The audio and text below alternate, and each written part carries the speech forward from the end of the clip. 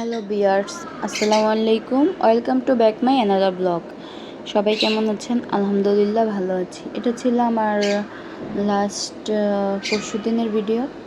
ওই দিন প্রচুর বৃষ্টি হয়েছিল সকালবেলা। আজকে কয়েকদিন যাবতই তো বৃষ্টি হচ্ছে। তো ওই দিন সকালবেলা একটু মন চাইছিল ইলিশ মাছ দিয়ে খিচুড়ি খাওয়ার জন্য। তো আমি এদিকে একটু খাই, আপনারা লাইক কমেন্ট শেয়ার করেন।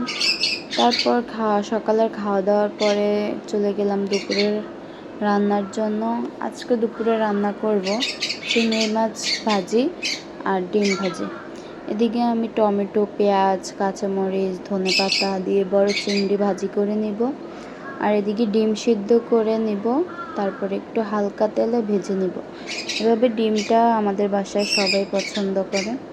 দুপুরে খাওয়া দাওয়ার পরে একটু রেস্ট নেওয়ার পরে বিকালে চলে গেলাম ছাদে রাতের রান্নার জন্য।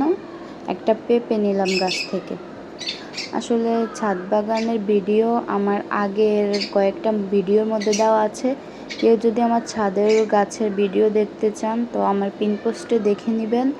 যে যেখান থেকে দেখতেছেন, যারা আমার ইউটিউব থেকে দেখতেছেন প্লিজ আমার চ্যানেলটাকে সাবস্ক্রাইব করে দিবেন। আর যারা ফেসবুক থেকে দেখতেছেন তারা প্লিজ আমার ফেসবুকটাকে ফলো করে দিবেন।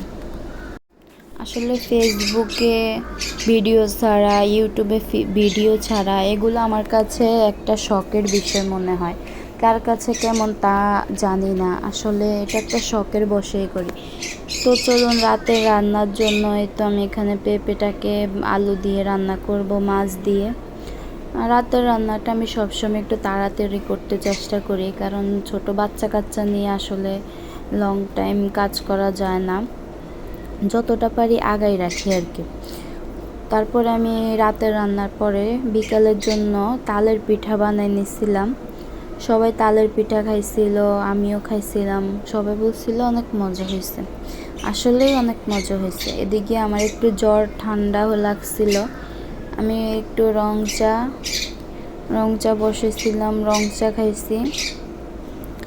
একটা কথা বলি সবাইকে, আমাদের আশেপাশে ফেনী, নোয়াখালী, তারপরে চাঁদপুরের দিকেও আরও অনেক এলাকায় বন্যার্ত মানুষদের জন্য সবাই দোয়া করবেন। যে যেভাবে পারবেন সহযোগিতা করবেন, আসলেই তারা অনেকটা কষ্টে আছে। আজকে একটা পুরো দিনের ব্লগ আপনাদের সাথে শেয়ার করলাম। আল্লাহ হাফেজ।